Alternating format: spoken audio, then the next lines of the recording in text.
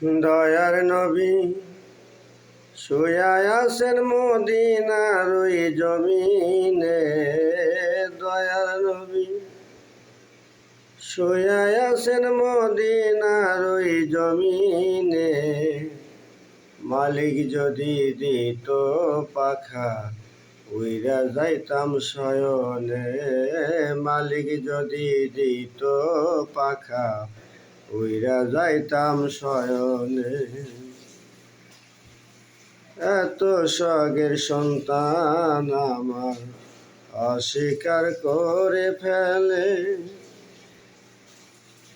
এত আদরের সন্তান আমার অস্বীকার করে ফেলে। মনের দুঃখ বলতাম আমি গেলে নবীর দরবারে। মনের দুঃখ বলতাম আমি